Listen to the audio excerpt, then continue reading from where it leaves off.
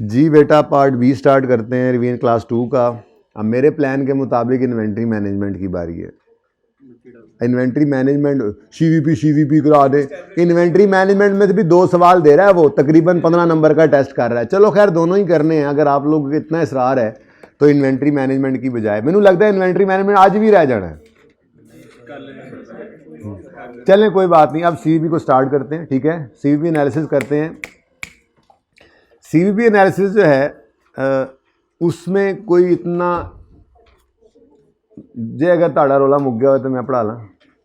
CVP analysis के अंदर ज़्यादा टफ क्वेश्चन नहीं दे रहा। जो हमने किए टफ क्वेश्चन वो पुराने ज़रा ज़्यादा थे, ठीक है, और नए के अंदर भी वो सिंगल की बजाय मल्टी प्रोडक्ट की तरफ ज़्यादा चल रहा है। खैर मैं आपको एक क्विक सी रिवीजन करवाता हूँ, कोई इक्का दुक्का बातें देख लेते हैं उसके अंदर कि क्या रिवाइज करने वाली हैं वो कर लेते हैं। उसके बाद रीसेंट अटैम्प्ट का सवाल भी हम जो है वो सॉल्व कर लेते हैं। ठीक है, रीसेंट अटैम्प्ट का सवाल करवाना सिर्फ ये मकसद इसका ये था कि देखें जो हमने फॉर्मेट्स वगैरह बनाए थे और जिससे जैसे हम क्लास के दौरान सारे सवाल एक ही तरीके से करते थे, अगर हम पर्चे में भी उसी तरतीब को फॉलो कर जाएं तो हमारा सवाल मैक्सिमम सही होता है, और अभी तक तो ऐसा ही हुआ है। अब कोई एक सवाल ऐसा आ भी सकता है जिसके अंदर मतलब मैंने आपको कहा था कि 95% तक क्वेश्चन इस फॉर्मेटिंग से हो जाते हैं, तो 5% तो भाई है ही।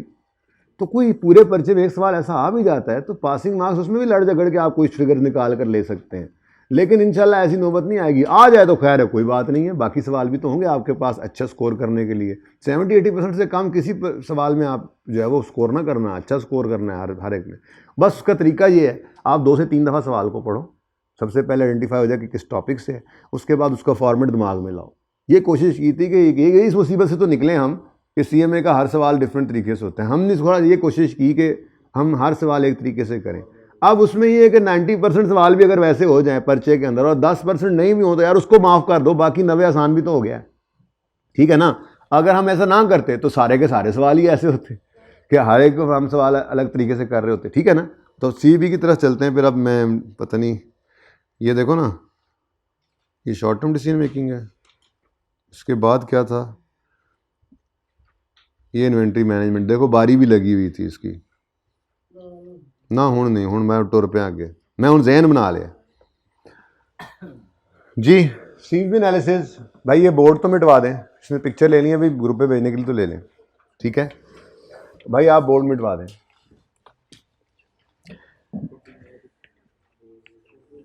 भाई जिससे पिक्चर लेनी होगी ना वो सामने से लेगा ग्रुप पे भेजने के लिए, तभी फ़ायदा होगा। अच्छा जी, सीवीपी एनालिसिस जिसको ब्रेक इवन एनालिसिस भी कहते हैं, इसका मकसद क्या है कि हम प्लानिंग करें, डिसीजन मेकिंग करें, किस बारे में, सेल यूनिट्स, कॉस्ट के बारे में नहीं, आप सेल कितने यूनिट्स करें, सेल प्राइस कितनी रखें, सेल रेवेन्यू कितना हो। ब्रेक इवन या डिजायर्ड प्रॉफिट तो अगली बात थी ना, लेकिन लड़ाई यहीं पे होती थी, इसीलिए तो इसको ब्रेक इवन एनालिसिस तो वैसे कहते हैं, असल नाम इसका क्या है, कॉस्ट वॉल्यूम प्रॉफिट एनालिसिस, ठीक है ना। तो इसके अंदर जो बेसिक मकसद होता है वो प्लानिंग और डिसीजन मेकिंग है, सेल यूनिट्स की, सेल प्राइस पर यूनिट की और सेल रेवेन्यू की। हाँ अगली बात, ये किस लिए, सेल यूनिट कौन से, टू अचीव ब्रेक इवन भी हो सकता है, टू अर्न डिजायर्ड प्रॉफिट भी हो सकता है। एक मिनट भाई तस्वीर खींचनी, इधर आ जाओ, इधर मेरे पास आ जाओ, बस कैमरे में आओ, अब जाओ जी जी। Sale unit, sale price per unit, sale revenue, ये सब काम किस लिए करने हैं, टू अचीव ब्रेक इवन भी हो सकता है या टू अचीव डिजायर्ड प्रॉफिट भी हो सकता है, ठीक है। अब इसमें करते क्या थे, हमें आइडेंटिफाई करना होता था, सेल प्राइस पर यूनिट ढूंढते थे सवाल से, वेरिएबल कॉस्ट पर यूनिट ढूंढते थे, और total fix cost of business. ये 3 चीजें इंपॉर्टेंट थी, याद है, याद आ रहा है, मैंने ये बोला था कि हर सवाल में आपने ये 3 चीजें ढूंढनी है, selling price per unit, variable cost per unit और total fix cost of business.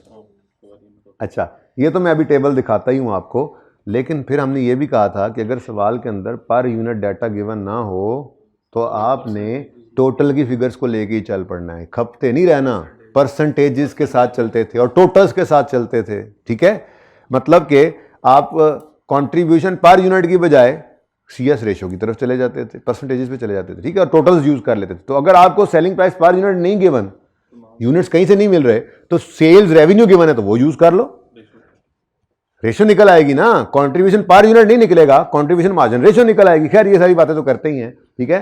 तो सबसे पहले मैं आपको वो टेबल दिखाता हूं जो लेक्चर 69 में हमने बनाया था, जिसमें हमने क्या करना है, सेलिंग प्राइस पर यूनिट तो क्या आइडेंटिफाई करनी है, वो तो सेलिंग प्राइस पर यूनिट ही होती है। असल लड़ाई कहां पे आती है, फिक्स्ड और variable cost, variable cost per unit और फिक्स कॉस्ट इन टोटल, ये हमें ढूंढनी होती थी सवालों के अंदर। इस सीवीपी के सवालों के अंदर मसला ही सिर्फ इसके अंदर आता था, ठीक है ना। तो इसके अंदर फिर वो पूरी तफसील थी कि वेरिएबल कॉस्ट पर यूनिट कैसे निकलेगी, fix cost, total fix cost कैसे मिलती है, सेमी वेरिएबल हो तो उसका क्या निशानियां क्या हैं, और उसको अलग करने के लिए आप हाई लो भी लगाते थे, याद आ रही होंगी आपको बातें, ठीक है ना। तो ये सारी बातें हमने लेक्चर 69 के अंदर जो पढ़ी थी। ये तो सवाल करना है ना अब, ओहो ये तो अब नहीं करना भाई। वो अब वाला हैंड आउट भी उन्हें कहना, जरा असगर को बुलाना, जरा मुझे भेज दें, क्योंकि इन्होंने एकदम से वक्त बदल दिया, जज्बात बदल दिए। आपको तो मिल गया ना हैंड आउट सीवीपी वाला, चलें ठीक है। तो 69 ये सारी बातें मैंने आपसे की हुई हैं। मैं सिर्फ फिलहाल मकसद मेरा इस वक्त क्या है, आपको ये टेबल दिखाना।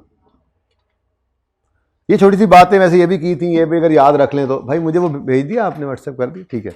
कि मार्जिनल कॉस्टिंग यूज़ करते हैं हम, पीबीटी को यूज़ करते हैं हम, फिनिश गुड्स का स्टॉक नहीं कंपनी मेंटेन करती, अजम्पशंस हैं।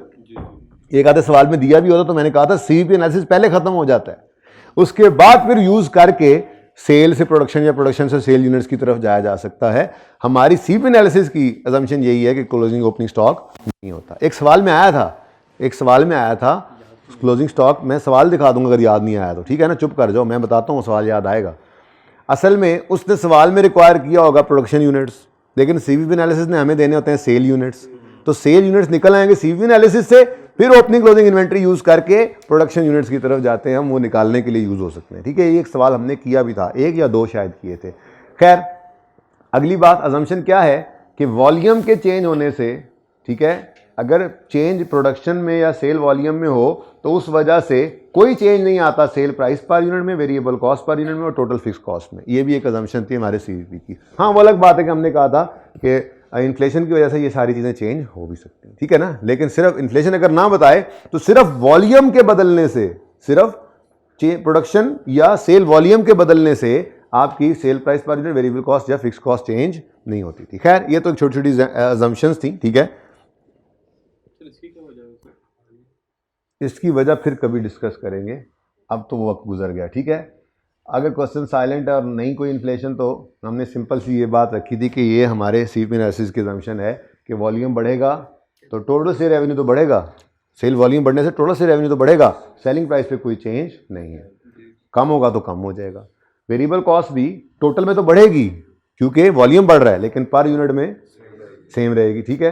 और कम होगा वॉल्यूम तो ये कम हो जाएगी। और कंट्रीब्यूशन मार्जिन भी ऐसा ही था in the absence of inflation, ठीक है ना। अगर इन्फ्लेशन आ जाए तो जिस चीज़ में इन्फ्लेशन आ जाती थी हम उसमें यूज़ कर लेते थे, इतनी सी बात है, ठीक है। अच्छा ये तो कुछ अजम्पशंस थी, ये अजम्पशंस तो मैंने पढ़ानी भी नहीं थी वैसे तो, चलो अब आ गई सामने, मैंने कहा ये बता दूं। असल तो मैं आपको बताने आया था कि हमें क्या मसला आता है, हमने आइडेंटिफाई करना है, हमने ढूंढना होता है सवाल में से selling price per unit, variable cost per unit और टोटल फिक्स कॉस्ट। अब सेलिंग प्राइस पर यूनिट या तो सवाल में दे देता है, या टोटल सेल देकर सोल्ड यूनिट्स दे देता है, नहीं तो सोल्ड यूनिट्स निकालने का डाटा दे देता है, हम निकाल लेते हैं, या फिर हम टोटल से भी चल सकते हैं। लड़ाई इतनी नहीं है, सेल प्राइस पर यूनिट या तो गिवन होगी या आसानी से निकल आएगी, या नहीं होगी तो हम टोटल्स में चल पड़ेंगे। मसला कहाँ आता है, मसला आता है फिक्स और वेरिएबल कॉस्ट। वेरिएबल कॉस्ट हमें पर यूनिट चाहिए, फिक्स कॉस्ट टोटल चाहिए, और अगर नहीं मिलेगी वेरिएबल कॉस्ट पर यूनिट तो वो भी टोटल लेकर चल पड़ेंगे, लेकिन ये दोनों चाहिए तो होती हैं, ठीक है ना।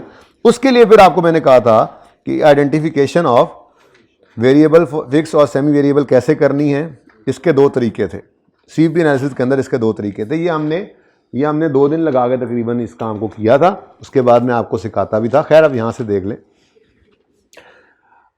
अगर वॉल्यूम एक से ज्यादा यानी 2 या 2 से ज्यादा वॉल्यूम्स पर कॉस्ट गिवन है तो फिर आप कैसे कॉस्ट पहचानेंगे। अगर फिक्स कॉस्ट के बारे में हमने शुरू बचपन में बेसिक्स में पढ़ा था कि fix cost in total fix रहती, सेम रहती है, पर यूनिट चेंज होती है।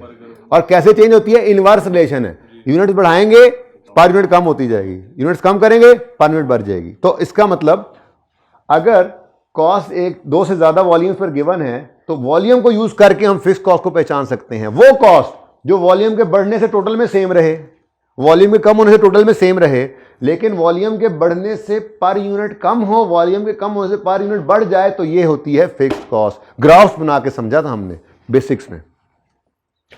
वेरिएबल कॉस्ट के बारे में अगर दो से ज्यादा वॉल्यूम्स पर गिवन है कॉस्ट, तो अब इसको छुपा लो जरा, मुझे बताओ वेरिएबल कॉस्ट के बारे में हमने बेसिक्स में क्या पढ़ा था जब ग्राफ्स बनाए थे? वेरिएबल कॉस्ट जो है वो इन टोटल सेम नहीं रहती, जितने यूनिट्स बढ़ाओगे उतने, वो बर्गर याद है, ट्रिप पे गए थे, बस कॉस्ट, बर्गर कॉस्ट, तो जितने स्टूडेंट्स बढ़ते जाते थे उतने बर्गर बढ़ते जाते थे, इन टोटल बर्गर कॉस्ट बढ़ती थी। तो वॉल्यूम के बढ़ने से टोटल वेरिएबल कॉस्ट बढ़ती है, कम होने से कम होती है, लेकिन पर यूनिट ये सेम रहती है। एक बर्गर एक डिस्काउंट को हमने साइड पर रखा हुआ, ठीक है ना। तो वॉल्यूम अगर दो से ज्यादा गिवन है तो वॉल्यूम के बढ़ने से टोटल में बढ़े, वॉल्यूम कम होने से टोटल में कम हो, ये आप चेक करना पड़ता है ना हमें। दोनों वॉल्यूम्स के ऊपर हम ये कैलकुलेट करते हैं। हम कॉस्ट को पकड़ेंगे, जो कॉस्ट गिवन होगी उसको पकड़ेंगे, डिवाइड करेंगे यूनिट से, दोनों लेवल्स पर जब यूनिट से डिवाइड करेंगे अगर पर यूनिट सेम आती है तो हम कहेंगे उह ये तो वेरिएबल लग रही है। लेकिन फिर तसल्ली करेंगे मजीद और उसको देखेंगे टोटल के अंदर वो दोनों वॉल्यूम्स पर सेम आ रही होगी, ठीक है। पर वो बढ़ने या कम होने से टोटल में जब वो बढ़ने पर बढ़ रही है वो नजर आ रहा होगा कि वॉल्यूम ज्यादा है तो ये ज्यादा है, वॉल्यूम कम है तो ये कम है। और जब डिवाइड करके यूनिट से देखोगे पर यूनिट सेम आएगा क्योंकि ये तो वेरिएबल है। और सेमी वेरिएबल जो है उसकी निशानी क्या है? उधर हर पास से ही चेंजेस में है, ना तो टोटल में वो सेम रहती है ना वो पर यूनिट में सेम रहती है, क्योंकि उसमें दोनों चीजें पड़ी होती हैं। टोटल में सेम रहती है फिक्स कॉस्ट और पर यूनिट में सेम रहती है वेरिएबल कॉस्ट। ये दोनों अगर आपको ये दोनों ट्रेंड्स ना मिले किसी कॉस्ट में तो फिर समझ जाओ कि वो दो लेवल्स के ऊपर भी चेंज हो रही है टोटल में और पर यूनिट में भी चेंज हो रही है, तो फिर ये जालिम टोटल वेरिएबल कॉस्ट है, ये टोटल ये सेमी वेरिएबल कॉस्ट है, ठीक है। इसमें से फिक्स और वेरिएबल आपको अलग करनी पड़ेगी, ठीक है। Cost is not given a two और मोर, तो फिर नाम भी हम यूज कर सकते थे, ठीक है। कॉस्ट अगर दो से ज़्यादा जगहों पर नहीं गिवन, ये मसला ज़रा बच्चों को आता था, तो मैंने कहा था नामों से कैसे पहचानेंगे। रेंट एक्सपेंस पर मंथ जब पर एनम हो तो fix, salary expense per month per annum, कोई भी खर्चा पर मंथ पर एनम है तो वो fix. Insurance expense, admin expense ये तो होते ही फिक्स हैं, खामोश हो तो। डेफिशिएंट स्ट्रेट लाइन और रिड्यूसिंग बैलेंस वाली, आउटपुट वाली नहीं होती थी, स्ट्रेट लाइन रिड्यूसिंग बैलेंस वाली। रिड्यूसिंग बैलेंस भी समझाया था, रिड्यूसिंग बैलेंस भी फिक्स कॉस्ट है। ये नहीं कहो कि चेंज हो रही है, वो यूनिट्स की वजह से चेंज नहीं होती, वो मेथड की वजह से चेंज होती है, ठीक है ना। अपनी तरतीब से ही चलती है, यूनिट ज्यादा बने या कम बने वो अपनी तरतीब से ही बनती है, चलती है, तो वो फिक्स कॉस्ट है, ठीक है।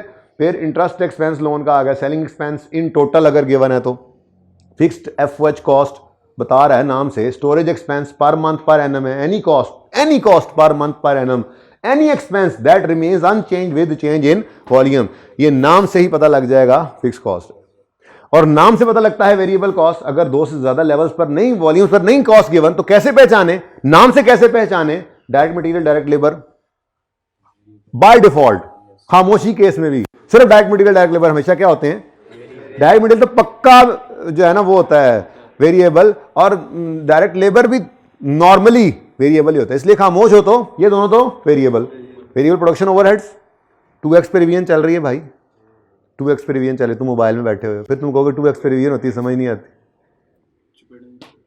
जाहिर है अब 2x पे होनी रिवीजन, सारा पढ़ाया हुआ है।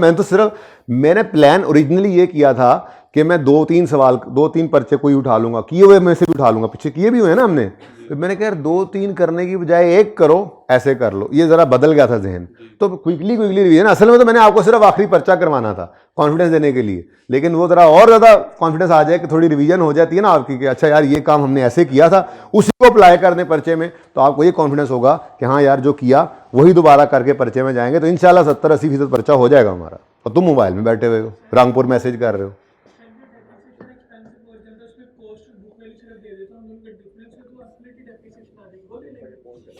भाई depreciation expense for the year ही होता है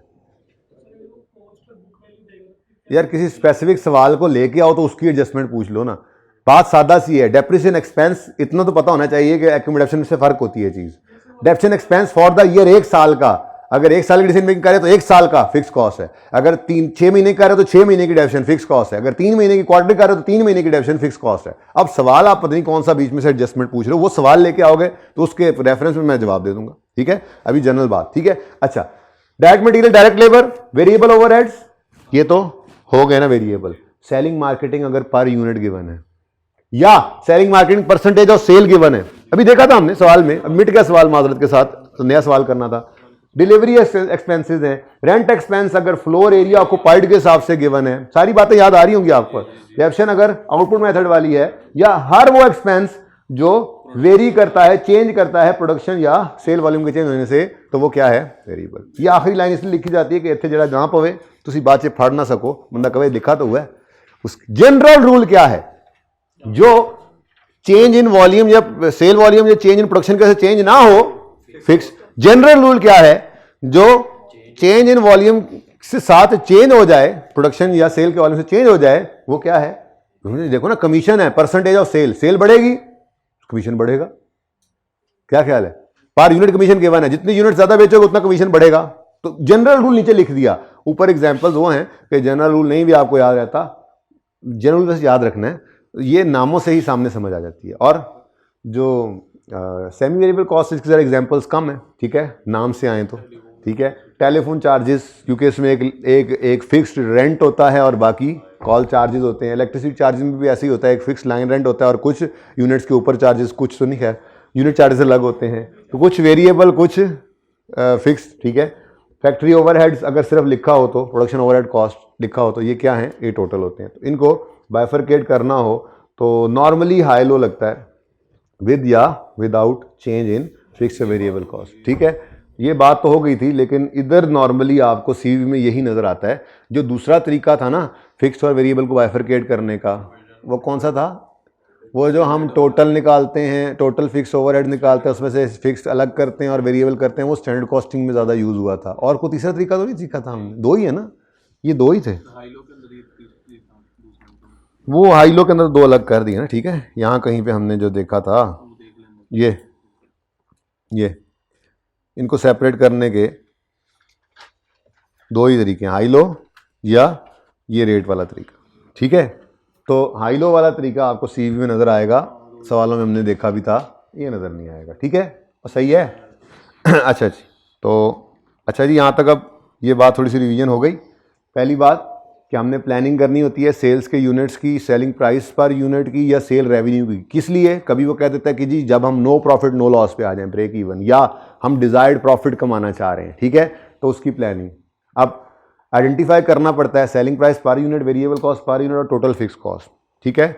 और अगर सवाल में ये दोनों पर यूनिट ना गिवन हो, टोटल्स गिवन हो, तो मर ना जाना वहीं पे बैठे बैठे, चलते जाना, टोटल में सवाल कर देना, कोई मसला नहीं है, कोई मसला नहीं है। हमने ये सवाल किए भी थे इस तरह से, जब देख रहे हैं समझ कोई नहीं आ रही, पर यूनिट 6-7 दिन तक हम जब सीवी को सीखते रहे और पक्का करते रहे, 6-7-8 दिन तक यही चलता रहा, सेल प्राइस पर यूनिट ढूंढो, वेरिएबल कॉस्ट पर यूनिट ढूंढो, फिर टोटल फिक्स कॉस्ट ढूंढो, करते करते जब वो पक्का हो गया तो फिर उसके बाद ऐसे सवाल आने लग गए जिनमें वो पर यूनिट होते नहीं थे, ठीक है ना। तो उसूल तो वही है, लेकिन ना मिले तो फिर टोटल्स के साथ सवाल करें, ठीक है। भाई बड़े टाइम पे आए हैं आप, लेकिन हमने ना बड़ी रिवीजन कर ली अभी सीवीपी की तरह। अच्छा जी, अब इस टॉपिक को आईकैब ना दो तरह से मतलब टेस्ट करता है। सिंगल प्रोडक्ट सीवीपी एनालिसिस जो पुराने ज़माने में ज़्यादा आया करता था, हमने बहुत सारे सवाल इसके किए हैं, ठीक है। और मल्टी प्रोडक्ट, अभी मल्टी प्रोडक्ट को भूल जाएं कि क्या होता है, सिर्फ सिंगल प्रोडक्ट पे फोकस करें। इसको ज़रा क्विकली रिवाइज करते हैं, इसका एक छोटा सा सवाल बनाया था वो कर लेते हैं, क्विकली करेंगे, ठीक है। तो सारे फॉर्मूला रिवाइज करके उसके बाद मल्टी प्रोडक्ट को रिवाइज करेंगे, और उसका सवाल छोटा सा नहीं है, उसका सवाल फिर पास पेपर का, ठीक है, जो लास्ट अटेम्प्ट में। आपको पता है नहीं ये पता है कि इसी से आया था, ऐसा देखा नहीं। अच्छा, कुछ फनकारियां भी लगाता है, अपने लोग पूरा पर्चा करके आया उन्हें, कहते 42 नंबर गया था और मेरे 46 नंबर आए हैं।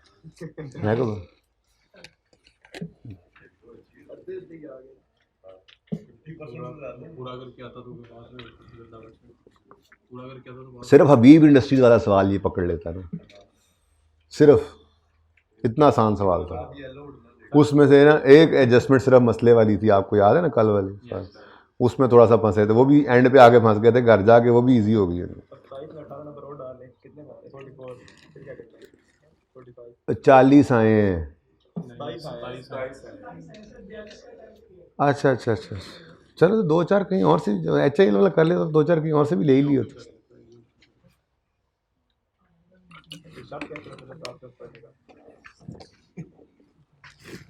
ਇਹੋ ਜਿਹੇ शर्फ ना ही लवे। अच्छा बच्चों, ओहो रिकॉर्डिंग चल रही है यार, बताओ आप पॉज करा देते बच्चों के, ऐसे ही एमबी ज़ाया करा दिए हमने। अच्छा जी, सिंगल प्रोडक्ट ब्रेक इवन में हमसे वो किस तरह से सवाल पूछता है, वो ब्रेक इवन सेल्स मांगेगा, कभी यूनिट्स में यानी वॉल्यूम कह देता है, कभी break even sales in rupees मांग लेगा। सेल यूनिट या sale revenue to earn desired PBT, margin of safety या मार्जिन ऑफ सेफ्टी की रेशो, और सेलिंग प्राइस पर यूनिट भी कभी कभी कह देता था to earn desired profit. Formulas कुछ याद है?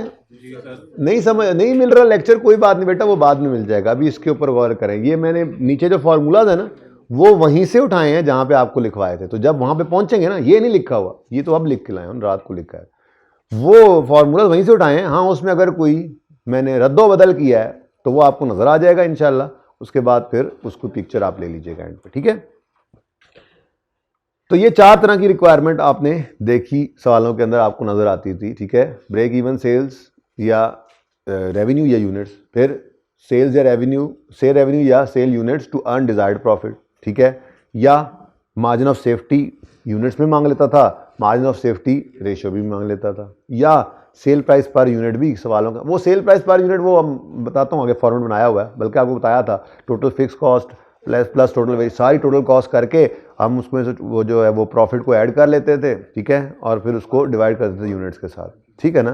तो अभी देख लेते हैं वो भी, ठीक है। अब सबसे पहली चीज़, ब्रेक इवन सेल्स का फॉर्मूला, दिमाग पे जोर डालो, क्या था, याद आता है?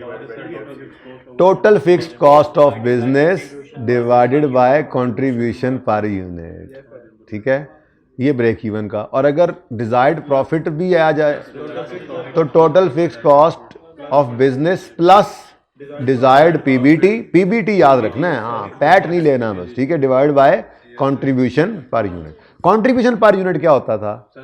Cell minus variable cost per unit, sale price per unit variable cost per unit, और उसको कंट्रीब्यूशन पर यूनिट आ जाता था। तो ये फॉर्मूला था जी ब्रेक इवन सेल यूनिट्स का, या डिजायर्ड प्रॉफिट को अर्न करने के यूनिट्स के लिए तो sale units total fix cost over contribution margin per unit, और अगर डिजायर्ड प्रॉफिट आ जाए तो बस फिर ऊपर न्यूमरेटर में हम डिजायर्ड प्रॉफिट को ऐड कर देते हैं।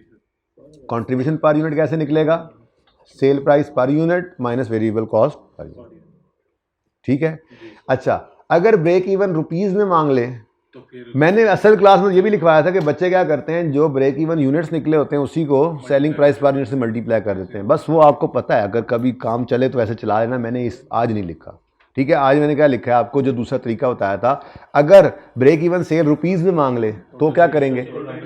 Total fix cost divided by contribution margin ratio, contribution to sale ratio, इसको सेल, इसके नाम है मैंने लिखे हुए हैं, ठीक है ना, contribution sale contribution margin ratio, इसका नाम मशहूर है ज़माना, ठीक है। CS रेशो, CM रेशो, ये मशहूर नाम है इसके, एक ज़रा कम मशहूर भी है, लिख लिया आज, ठीक है। तो आपने टोटल फिक्स कॉस्ट को डिवाइड करना है CS या CM रेशो से, ठीक है, और अगर डिजायर्ड प्रॉफिट है तो उसी तरह से, यानी कि न्यूमरेटर सेम रहना है, डिनोमिनेटर में कंट्रीब्यूशन पर यूनिट की बजाय कंट्रीब्यूशन टू सेल रेशो आ जाएगी, ठीक है। तो ब्रेक इवन सेल रेवेन्यू अगर आपने निकालना है तो उसका फॉर्मूला क्या है? ये total fix cost over CS ratio, total fix cost plus desired profit over CS ratio. CS ratio को CM रेशो भी कहते हैं, इसको PV profit volume ratio, profit volume ratio भी कहते हैं, ठीक है ना। ये डिफरेंट नाम है, ऐसे कहीं परेशान ना हो जाए लिख। अब ये कैसे निकलती है CS रेशो? CS रेशो कैसे निकलती है? कंट्रीब्यूशन टू सेल रेशो है CS ratio, contribution to sale ratio, तो contribution divided by sale, contribution कैसे निकलेगा? Sale price per unit minus variable cost per unit, ये वेरिएबल, ये कंट्रीब्यूशन आ गया, divide by selling price per unit, ठीक है। यहां तक को मसला। अब एक सवाल हमने बड़ा स्पेशल सा किया था, मैं आपको वो दिखाता हूं। जिसके अंदर वो आया था, हमने कहा था कि जी वो वेरिएबल कॉस्ट में कमीशन के अलावा वाला, याद आ रहा है? नेट ऑफ कमीशन वाला। मैनू लाभ नहीं रहा, मैनू लाभ नहीं रहा, होगा नहीं कैसे जालमा है कि कहते ही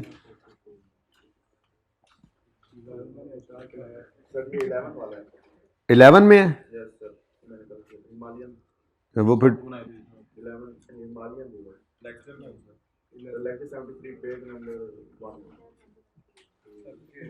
हाँ जज़ाकल्लाह मिल गया। ये कहानी कुछ इस तरह से बताई थी आपको, पूरी कहानी बताई थी यहाँ पे तो कि अगर cell price per unit given है और साइलेंट है तो नॉर्मल केस में वेरिएबल कमीशन जो है वो वेरिएबल कॉस्ट माइनस होकर कंट्रीब्यूशन आता है। तो इस वेरिएबल कॉस्ट ऊपर सेल प्राइस 100 रुपये की सेल प्राइस में से सेल प्राइस ग्रॉस है और नीचे वेरिएबल कॉस्ट इंक्लूडिंग कमीशन है। पहला केस नज़र आ रहा है? ये सवाल वही उठाया मैंने वही लेक्चर इसीलिए ओपन किया ताकि थोड़ी सी मुमासलत आ जाए। हालांकि मैं सिर्फ एक लाइन में बता के जा सकता था कि ये काम ऐसे करते थे, वो मैंने वहाँ लिखा हुआ है वैसे बाय द वे, लेकिन ये ज़रा मैं आपको रिवाइज करवा रहा हूँ, सवाल किया हुआ असल में। साइलेंट है क्वेश्चन तो नॉर्मल केस यही होता है कि सवाल के अंदर वो कहता है जी वेरिएबल कमीशन 10% है, तो हम कहेंगे जी ये 100 रुपये ग्रॉस सेल प्राइस है और ये 80 रुपये की वेरिएबल कॉस्ट में 10 रुपये का कमीशन शामिल है। ये नॉर्मल केस है। ये जो भी मैंने बताया आपको सीएम रेशो कैसे निकलेगी 20/100, 20/100। लेकिन एक स्पेशल केस ये भी आ जाता था कि वो कहता था सेल प्राइस जो है वो नेट ऑफ कमीशन है। वो क्या है? तो फिर हमें क्या करना पड़ता था, हम ये काम असल में ये हो जाता था कि ये 90 पे पड़ी हुई है और ये 70 है, इसमें नहीं शामिल कमीशन। तो यही दोनों चीज़ें हमने लेकर सीएम रेशो या सीएस रेशो निकालनी होती थी। यानी हमारी सीएस रेशो कैसे निकलेगी, कंट्रीब्यूशन वही 20 है लेकिन उसको डिवाइड करेंगे आप 100 की ग्रॉस वैल्यू से। ज़रा ध्यान रखने के सॉरी आप कंट्रीब्यूशन उसी तरतीब से निकालें कि सेलिंग प्राइस आपने क्या लेनी है, नेट वाली। नेट सेल प्राइस 90 लोगे तो फिर वेरिएबल कॉस्ट भी कौन सी लोगे, जो अदर देन कमीशन है यानी 70। तो 90 माइनस 70 वही 20 आ गया। अब इस 20 को डिवाइड भी किससे करोगे, इसी 90 से। तो जब फॉर्मूला बन जाता था नेट सेल प्राइस माइनस, यहाँ पे क्या फॉर्मूला था ये लिखा नहीं ऊपर, तो यहाँ दोनों यही लिखे हुए हैं, ठीक है, दोनों यही लिखे, लेकिन अंग्रेजी में नहीं लिखा हुआ। यहाँ पे क्या लिखा हुआ है, यहाँ पे क्या लिखा हुआ है जी, कोई नहीं लिखा हुआ, मैं लिखता हूँ, सही है, वहाँ लिखा हुआ वैसे मैंने उस पेज पे लिखा हुआ, ठीक है। यहाँ पे क्या है जी, यहाँ पे ग्रॉस सेलिंग प्राइस है minus variable cost, total variable cost, ठीक है, divide by gross selling price, normal case. और ये अब नॉर्मल केस क्या था, नेट सेलिंग प्राइस लेनी है, net of what, net of commission, minus variable cost भी जो करनी है अदर देन कमीशन करनी है, डिवाइड करना है नेट सेलिंग प्राइस से, ठीक है। तो ये एक स्पेशल केस था, तो ये मैंने यहां पे इकट्ठा कर दिया है। वैसे ये ब्रेक इवन सेल रेवेन्यू, अब ये टोटल फॉर्मूला है टोटल, ठीक है। ये ब्रेक इवन सेल रेवेन्यू आपने अगर निकालना है तो total fix cost divide by CS ratio कर दें, और अगर डिजायर्ड प्रॉफिट भी ऐड करना है तो न्यूमरेटर में उसको ऐड कर दें, बाकी वैसे ही है। अब ये सीएस रेशो नॉर्मली ऐसे निकलती थी, cell price per unit minus variable cost per unit over, ठीक है। लेकिन कभी कभी ऐसा भी होता था कि आपको मतलब total sale revenue minus total variable cost, CS ratio CM ratio आपकी total sale revenue minus total variable cost over total sale revenue से भी निकल सकती है, net sale price per unit. अच्छा, ये मैंने इसलिए लिखा है टोटल क्योंकि सवालों के अंदर ऐसा होता था या होगा, आज भी होगा, कि आप जब सीएस रेशो निकालने चलते हैं तो आप पुरानी आदत के मुताबिक चलते हैं, selling price per unit variable cost per unit, और नहीं मिल रही तो दफा मारो, टोटल पकड़ो, selling price per unit minus variable cost per unit over selling price per unit से सीएस रेशो निकलनी है ना, नहीं है पर यूनिट तो टोटल पकड़ लोगे तो रेशो तो सेम रहेगी, रेशो निकालनी हो तो सेम रहेगी, ठीक है। तो टोटल सेल रेवेन्यू भी ले सकते हो, less total variable cost divide by total sale revenue, ठीक है ना। तो पर यूनिट मिल जाए तो मिल जाए, वरना टोटल लेके चल पड़ना, रुकना नहीं है सवाल के अंदर, ठीक है। अच्छा, ये तो होगी सीएस रेशो नॉर्मल। लेकिन CS ratio net of commission कब निकलती थी, जब वो कह देता था कि selling price net of commission है, तो उसमें क्या करोगे, नेट सेल प्राइस लोगे, variable cost other than commission लोगे और नेट सेल प्राइस से डिवाइड करोगे। ये भी बता के आ रहा हूं आपको, ठीक है। ये आपकी ब्रेक इवन सेल रेवेन्यू आ गया टू अनडिजायर्ड प्रॉफिट। यही मुश्किल चीज़ है, मैक्सिमम जो मुश्किल हमने देखी थी, ठीक है ना। उसके बाद तीसरी चीज़ मांग सकता है आपसे sale price per unit to be to earn desired profit. तो वो बड़ा सिंपल सा हमने फॉर्मूला बनाया था, सारी फिक्स कॉस्ट बिजनेस की लिखेंगे, सारी वेरिएबल यानी टोटल भी आप इकट्ठी भी लिख सकते हैं गिवन हो तो, डिजायर्ड प्रॉफिट ऐड करेंगे, टोटल सेल रेवेन्यू आ जाएगा। लेकिन वो पर यूनिट सेलिंग प्राइस मांग रहा होता था, तो आप उसको सेल यूनिट्स के साथ डिवाइड करके पर यूनिट सेल प्राइस निकाल सकते थे। सिंपल, याद आ रही हैं बातें? अच्छा, उसके बाद मार्जिन ऑफ सेफ्टी यूनिट्स में भी मांग सकता है, रुपीज में भी मांग सकता है, परसेंटेज में भी मांग सकता है। ये एक ही चीज है। मार्जिन ऑफ सेफ्टी क्या होता था? Break even sale, budgeted sale minus break even sale over budgeted sale, ये यूनिट्स में आ गया। इसी को रुपीज में कर लो और इसी को परसेंटेज में निकालना है, तो ठीक है, वो तो सिंपल आ गया ना, ठीक है। Break even budgeted sale minus break even sale, done, units में आ गया। अगर ये रुपीज में ले लो, break even revenue budgeted revenue का डिफरेंस, ठीक है। और अगर इसी को डिवाइड कर दो बजट से, चाहे वो यूनिट्स वाला है चाहे वो रेवेन्यू वाला है, वो आपको एमओएस की रेशियो दे देगा, ठीक है। तो ये एमओएस के तीन तरह से पूछ सकता है, margin of safety budgeted sale minus break even sale, units में भी आ सकता है, रेवेन्यू माइनस करेंगे तो रुपीज में आ जाएगा, और budgeted sale minus break even sale मैंने लिखा है, ये यूनिट्स वाली है या रेवेन्यू वाली है, दोनों यूज हो सकती है, ठीक है ना। जो भी यूज करो उससे ही आपकी एमओएस की रेशियो भी निकल सकती है, ठीक है। बंदे बन जाओ, ओके। अब ये मैंने करनी है, अच्छा, इलस्ट्रेशन 1, ठीक है जी। तो ज़रा पॉज करें यार, मैंने वो डाउनलोड नहीं किया, पॉज करें ज़रा जी बच्चों।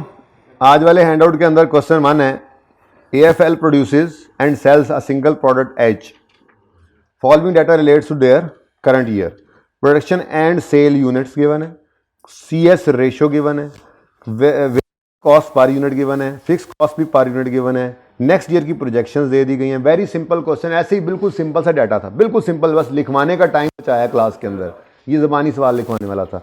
लेकिन एक चीज़ जो आपको मैं आपकी याददाश्त में लाना चाहूँगा ज़रूर, वो ये है कि मैंने आपको कहा था, अगर कभी ये जो 4 चीज़ें मैंने आपको कही हैं, नॉर्मली 3 चीज़ें, ब्रेक इवन सेल्स यूनिट्स में, या ब्रेक इवन सेल्स रुपीज़ में, या CS रेशो या MOS, ये अगर इनका अगर आंसर दे देना खुदा ना खासा सवाल के अंदर, आई कैप की पुरानी आदत, सारे आपने CMA के अंदर देखा है, वो रिवर्स वर्किंग करवा रहा होता है, ठीक है ना।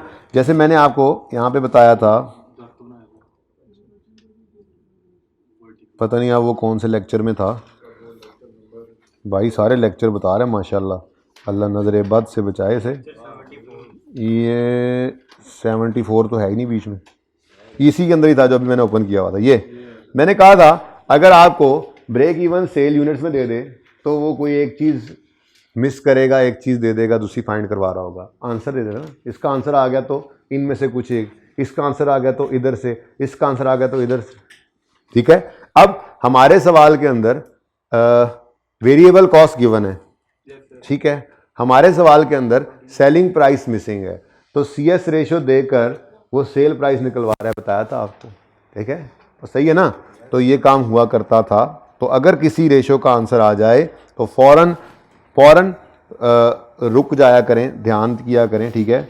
अच्छा जी, ये यूनिट्स में ये variable cost per unit rupees है, फिक्स कॉस्ट पर यूनिट भी रुपीज़ है, ठीक है ना, वो मैं लिखना भूल गया था, ठीक है। ये यूनिट्स हैं, ये परसेंटेज है,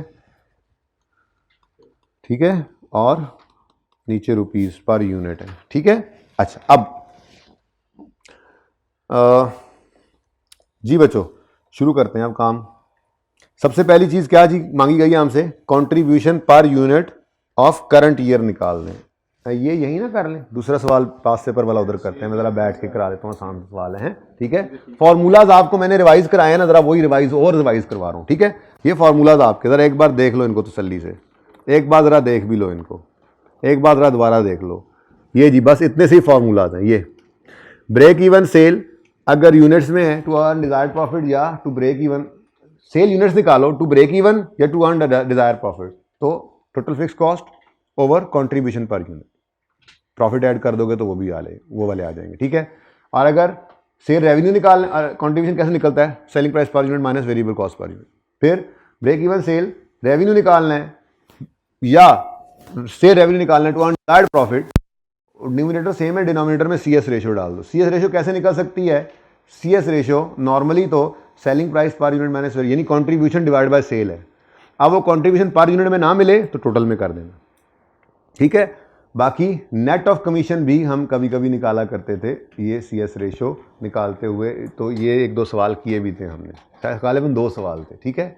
उसके बाद अगली बात है सेल प्राइस पर यूनिट निकालनी है, तो उसके लिए सिंपल सा फॉर्मेट था और मार्जिन ऑफ सेफ्टी के ये फार्मूला थे, ठीक है। अब ये क्वेश्चन 1 यानी इलस्ट्रेशन इन लेक्चर 112 हम सॉल्व करने लगे हैं, ओके, ठीक है। बेटा अब ये क्लास पॉज करूँगा ना, मैं थोड़ी सी ब्रेक दूंगा अभी मैं 15 मिनट की, तो ये ना ये इसी को ओपन कर दूंगा, तो यहाँ से आके आप जल्दी से तस्वीरें खींच लेना, ठीक है ना। यहाँ से वहाँ से क्या समझ आनी है, छोटे छोटे होकर चीज़ें आ रही होंगी। अच्छा जी, अब मेरे पास टाइम नहीं निकला कि मैं ट्राई करूं, कि मैंने कहा ऐसे ट्राई करने में ये ना हो कि सभी उड़न छू हो जाए, तो मैंने इसलिए कोई ट्राई नहीं की पीडीएफ में कन्वर्ट करने की। ये ख़त्म हो जाएंगी ना तो फिर इंशाल्लाह मैं ट्राई करूंगा, ताकि मैं रिस्क लूँ। और जी वैसे मैंने वो ये होता तो है क्लाउड पे सेव हुआ होता, लेकिन फिर भी। अच्छा जी, शुरू करें काम जी, शुरू करें जी, शुरू करें। आप रिक्वायरमेंट्स के आपका सिर्फ 2 से 3 मिनट हैं, जल्दी जल्दी कर लें।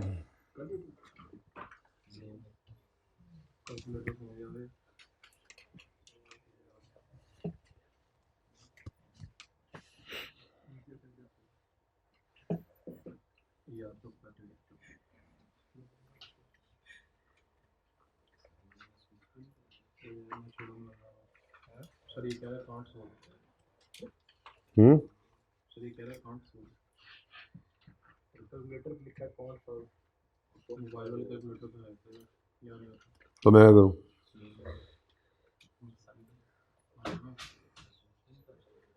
So what should I do? Tell me, tell me.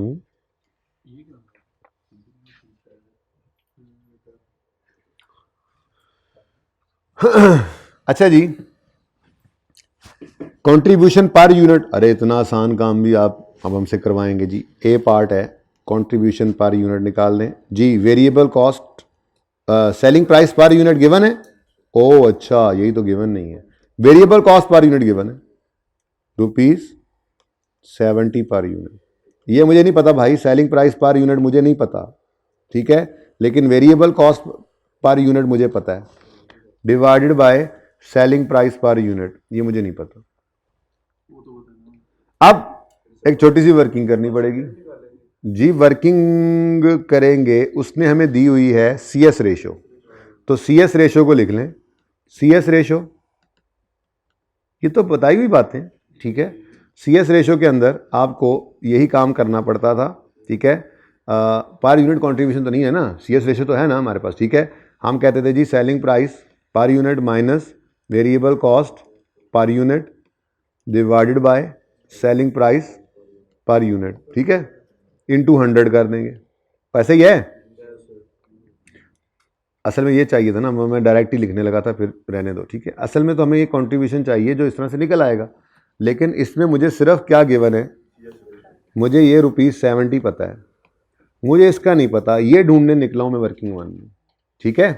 और समझ आ रही है, और मैं एक ही स्टेप में करने लगा था, फिर मैं कहा ना को मीना जान बस ठीक है आने दो, ठीक है, तरतीब से। अब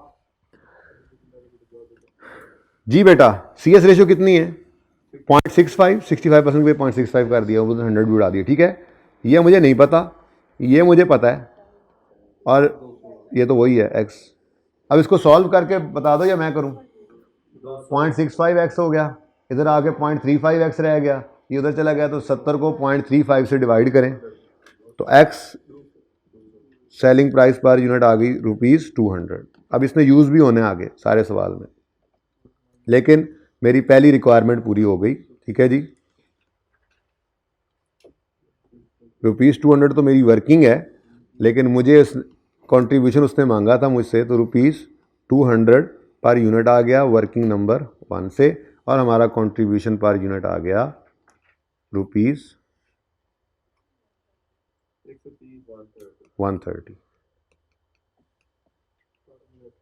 ठीक है जी।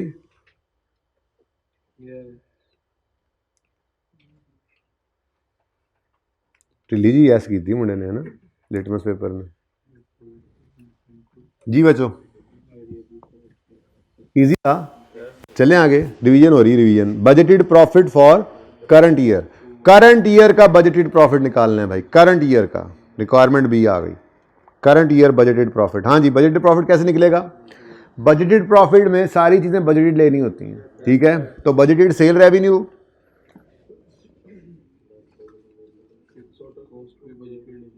बजटेड टोटल प्रॉफिट, ऐसे ही है ना, लेकिन कौन सा? Of current year.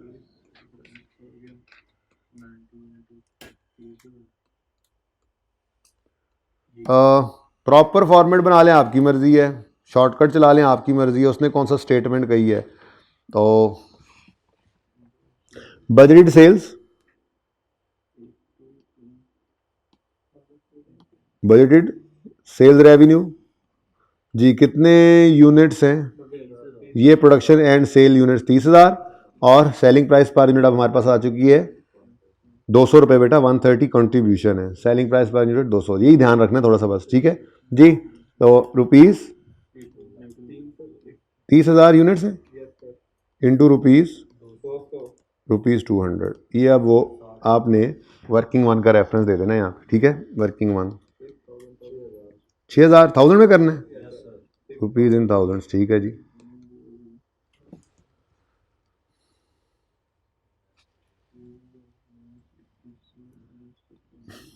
जी बच्चों कितना है? 6,000 भाई कह रहे हैं। उसके बाद लेस कर दें इसमें से, आपको मैंने अजम्पशंस पढ़ाई थी, हम मार्जिनल कॉस्टिंग यूज करते हैं इसके अंदर, ठीक है। तो वेरिएबल कॉस्ट को लेस करना है, less budgeted total variable cost, ज़्यादा होगी कहानी, total variable cost 30,000 units into rupees 70 per unit, 2100, और हमारे पास आ जाएगा बजटेड कंट्रीब्यूशन 3900, 3900। इसमें से हम लेस करते होते थे बजटेड टोटल फिक्स कॉस्ट, इकट्ठी बजटेड टोटल फिक्स कॉस्ट। अब हमें सवाल के अंदर fix cost per unit given है, कोई बात नहीं, बजटेड प्रोडक्शन से सेम ही रखी हुई है मैंने वैसे सवाल में, ठीक है ना। मल्टीप्लाई कर दो, तो रुपीज़ कितना था? 30,000 इंटू रुपीज़ 90, 2700, तो 1200 का बजटेड प्रॉफिट है।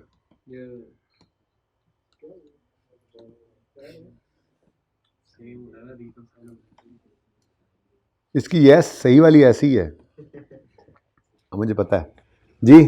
तो ये बजटेड प्रॉफिट है, ऐसा ही है पिछले साल का, लेकिन अगले साल का नहीं, पिछले साल का भी नहीं, ठीक है जी। तो मसला ब्रेक करनी है ना, हाँ, और तो ये सी भी करके ब्रेक करेंगे इंशाल्लाह, थोड़ी सी हिम्मत कर लो बस, ठीक है। सी भी हो गया बस, अभी मल्टी प्रोडक्ट के फार्मूला सिर्फ दिखाने, दो तरह से होता था, यूनिट्स या रेवेन्यू को लेकर, फिर रिसेंट टाइम वाला सवाल करना है, उसके बाद फिर ब्रेक करेंगे 15-20 मिनट, फिर वापस आएंगे तो फिर आप जो कहेंगे, प्रोसेस कहेंगे तो प्रोसेस, स्टैंडर्ड कहेंगे तो स्टैंडर्ड, इन्वेंट्री मैनेजमेंट कहेंगे तो वो जोर के बाद। हाँ ना, अभी मुझे मैं थक गया हूँ ना अब जी, वो ज़रा फ्रेश हो के पढ़ाना चाह रहा हूँ वो inventory management.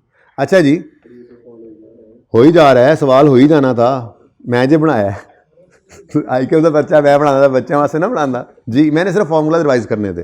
Break even sale volume current year का निकालना है जी, करंट ईयर का break even sale volume, current year का, करंट ईयर का बच्चों, करंट ईयर का।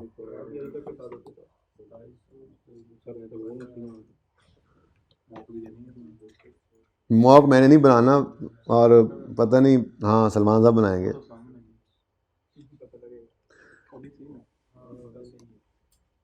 उनका मॉक बहुत मुश्किल होता है, मैंने सुना है। तो आई कैप का पर्चा आपने कर लिया तो मॉक को क्या करना है फिर, हैं, परेशान नहीं होना उससे। अच्छा जी, हो जाएगा वो भी इंशाल्लाह बजट, अच्छा यार कर ले सवाल, budgeted break even sale volume units के अंदर चाहिए, ठीक है जी।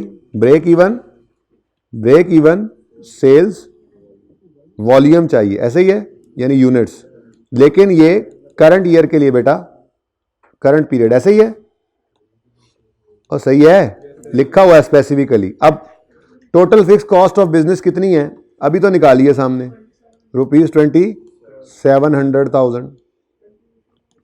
कंट्रीब्यूशन मार्जिन पर यूनिट ये ऊपर नजर आ रहा है 130 पर यूनिट, ये रिक्वायरमेंट ए से निकल आया तो रेफर कर दोगे, ये रिक्वायरमेंट बी, ये रिक्वायरमेंट ए, ठीक है जी। रुपीज, हाँ 20, यार ऊपर फिगर देखो ना क्या लिखी हुई, 21 तो, नहीं तो 27 लाख ले लिया ना, यूनिट्स तो पूरे बताओ ना अब जी। 20,000, अच्छा 20,000 था ना, तो 27, मैं परेशान हूँ भी 27 जी। 20,700 अप्रोक्सीमेटली या एग्जैक्ट? माशाल्लाह, तो फिर एग्जैक्ट तो ना होया।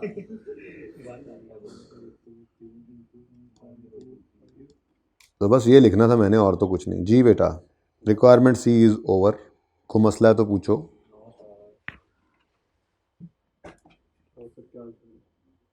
मसला पूछो। अच्छा जी, उसके बाद कहता है margin of safety current year का ही निकाल दो, तो मार्जिन ऑफ सेफ्टी भी निकाल देते हैं जी। मार्जिन ऑफ सेफ्टी, चुप है तो यूनिट्स वाला चुप करके, यूनिट्स ही चल रहे थे, यूनिट्स ही निकाल लो। जब ऑप्शन है, मैंने बोला, अच्छा मैंने लिख दिया था, सॉरी यार। अच्छा ये बताना था वैसे, अगर सर लिखा हो ना margin of safety of current year, तो आप यूनिट भी निकाल सकते हैं, आप रेवेन्यू निकाल के वो परसेंट, वो रेवेन्यू का भी निकाल सकते हैं, आप परसेंटेज भी निकाल सकते हैं, तो कोई ज़रूरत नहीं है। रेशो का ही है, यूनिट्स के हिसाब से निकाल लो, सेल्स रेवेन्यू के हिसाब से भी निकल सकती है, लेकिन आप क्या करो, आसानी की तरफ जाओ, सारा डाटा यूनिट्स में था, यूनिट्स में चलो, ठीक है। तो मार्जिन ऑफ सेफ्टी परसेंटेज है, परसेंटेज है ना, margin of safety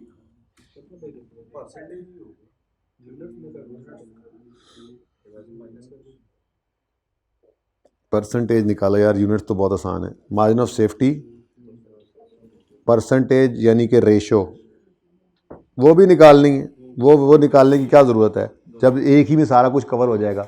margin of safety percentage निकालनी है, ठीक है। यूनिट्स की बेस पर आप कर लेना, ये मैं यूं कर लेता हूँ सवाल को। असल में मैंने जैसे सोचा था ना, जाहिर सी बात है, ये सुबह 3 बजे के वक्त में फिर ऐसे ही होता है। मार्जिन ऑफ सेफ्टी रेशो, बस ये लिखा हुआ सवाल में, और ये मैंने आपको कहा था, मैंने सोचा था मैं बताऊंगा। मार्जिन ऑफ सेफ्टी रेशो निकालनी है, और सवाल में उसने नहीं बताया यूनिट्स को यूज़ करो या रेवेन्यू को, ये मैंने असल में यूं बताना था दिमाग के अंदर, लेकिन वो ब्रैकेट में यूनिट्स लिख गया, ठीक है ना। मेरा सवाल है ना, मैंने बता दिया कैसे करना। असल में पर्चे में ऐसे आता है ना, हो गया मार्जिन ऑफ सेफ्टी रेशो निकालो। अब आपके पास यूनिट्स अवेलेबल हैं और रेवेन्यू निकल सकता है, ब्रेक इवन रेवेन्यू भी निकल सकता है। ऊपर ब्रेक इवन सेल्स निकालनी नहीं आपने, किधर गई, नहीं है ये, इनको मल्टीप्लाई करो सेल यूनिट से, सेल रेवेन्यू आ जाएगा। बजट सेल मौजूद है, वो बल्कि निकला हुआ भी है, तो इनकी बेस पे भी हो सकता है, लेकिन ये लेंथी काम है। जब ऑप्शन है तो यूनिट से ही निकाल लो, ठीक है। तो मार्जिन ऑफ सेफ्टी रेशो निकालेंगे यूनिट्स को यूज करके, ये मैंने असल में यूज जबानी बताना था जी। अब क्या होगा जी, break even budgeted sale minus break even sale over budgeted sales, ठीक है जी, इनटू 100 कर देंगे, बाद में करेंगे, ठीक है। अच्छा, अब मार्जिन ऑफ सेफ्टी रेशो निकालनी है। बजटेड सेल्स हैं 30,000, ब्रेक इवन सेल अभी निकाली 20,769 डिवाइड बाय 30,000 0.377, ठीक है। 100 से मल्टीप्लाई आगे यूज हो जाएगा ना जरा, 7, बस एक और 7 ले लो यार, मल्टीप्लाई कर दोगे 100 से तो 30.77 आ जाएगा, ठीक है। मार्जिन ऑफ सेफ्टी रेशो आ गई। मैंने ये इसलिए इस तरह से लिख दिया है कि एमओएस रेशो हमारी यूज़ हो जाती है ना अक्सर ब्रेक इवन सेल रेवेन्यू निकालने के लिए, तो उस वक्त फिर परसेंटेज को चेंज करना ही पड़ता है, तो मैंने लिखी ऐसे ली जैसे यूज़ होती है, ज़रा आसानी के लिए, ठीक है बेटा। फिर ये बजटेड सेल्स हैं, ब्रेक इवन सेल्स, इसको मल्टीप्लाई करते आप कितने का 200, ये ऊपर ही बड़ा 200 रुपये, इसको 200 रुपये मल्टीप्लाई करते और ये काम सारा कर लेते, ठीक है, सही है। लेकिन जो डाटा अपेरेंटली गिवन था मैंने उसी को यूज़ करवा दिया। ओके, उसके बाद क्या मांगा गया जी, सेल वॉल्यूम यूनिट्स में बताओ रिक्वायर्ड जो है in next year to achieve profit equal to budgeted profit of the. अच्छा, अब ये बजटेड प्रॉफिट जो करंट ईयर का था ये हमारा टारगेट प्रॉफिट बन गया, और अब वो कह रहा है नेक्स्ट ईयर के बारे में बताओ। अब जैसे ही नेक्स्ट ईयर के बारे में आया ना तो मुझे अगला मामला भी याद आ गया। अगर नेक्स्ट ईयर पे जाना है तो ये सारी चीज़ें भी देखनी पड़ेंगी। नेक्स्ट ईयर में कहता है बजटेड फिक्स कॉस्ट जो है वो 25% हायर होगी करंट ईयर से, वेरिएबल कॉस्ट जो है वो 10% हायर होगी, और सेलिंग प्राइस जो है वो 12% हायर होगी। तो ये निकाल के रख लेते हैं, ऐसे छोटी सी कैलकुलेशन है, ठीक है। तो एक वर्किंग में कर रहा हूँ, वर्किंग 2 अभी, हाँ अभी पहली वर्किंग ही आई है मेरी, ठीक है, मतलब उसके बाद 1 के बाद। तो वर्किंग 2 कर रहा हूँ जी मैं। Fix cost budgeted total fix cost लिख रहा हूँ मैं, बजटेड टोटल फिक्स कॉस्ट जी कितनी है करंट ईयर की, 2700 है, और वो कह रहे हैं कि जी ये कितना बढ़ जाएगी, 1.25 कितना आता है, 33-25। उसके बाद सेल प्राइस पर यूनिट जो मेरी इस वक्त है ये 2700 है, 2700 है ना, इसको पूरा लिख दें, चलो ऐसे ही ठीक था जी, 2700 के इंटू जी 3375। अच्छा अच्छा अच्छा, किसने की गलती, मेरे दोस्त ने की ना। अच्छा, अब ₹200 पर यूनिट था, ऐसे ही है ना सेलिंग प्राइस, ये कितने % बढ़ जानी है, 12%। कितना आ जाए, 224 पर यूनिट हो जाएगा। 3375 बोला ना आपने। अच्छा, उसके बाद वेरिएबल कॉस्ट पर यूनिट जो करंटली हमें सवाल में गिवन है 70, वो बढ़ जाएगी 10% तो हो जाएगी ₹77 पर यूनिट। ये मैंने छोटी सी वर्किंग करके रख ली, जहाँ ज़रूरत पड़ेगी अब इसको यूज़ कर लेंगे, ठीक है। अब उसने क्या मांगा था जी हमसे, उसने हमसे कहा है ब्रेक इवन यूनिट्स निकालो, नहीं नहीं नहीं नहीं, ब्रेक इवन नहीं, बल्कि प्रॉफिट, डिजायर्ड प्रॉफिट अर्न करने के लिए यूनिट्स निकालो। तो total fix cost of business अभी निकल आई है, अब सब फ्यूचर यूज करना है, ठीक है। प्लस करेंगे डिजायर्ड प्रॉफिट कौन सा है, वो जो हमारे पार्ट बी या सी में निकला हुआ है 12 लाख वाले बंद, ठीक है। डिवाइड करेंगे उसको कंट्रीब्यूशन पर यूनिट से, और वो नए वाला चाहिए, ठीक है। तो ये सारे काम हमने करने हैं। तो पार्ट नंबर ई है sale units to earn desired profit, desired. अब ये पीबीटी या सवाल में चुप है तो टैक्स की बात ही नहीं है, पीबीटी ये पैड ये जो भी है, total fix cost of business ये ऊपर हमने निकाल ली है, ठीक है, ₹33, पूरा ही ना लिख लें यार इसको, ऐसे कन्फ्यूजन रहेगी आप लोगों को। यहाँ पे बेशक वर्किंग में ऐसे कर लें, ठीक है जी। ₹33,75,000 प्लस डिजायर्ड प्रॉफिट ये 12 लाख, ₹122,000, और कंट्रीब्यूशन पर यूनिट अब बच्चों नए वाला, ठीक है, यही ब्रैकेट में ही कर लो, क्या अलग से वर्किंग करना चाह रहे हो।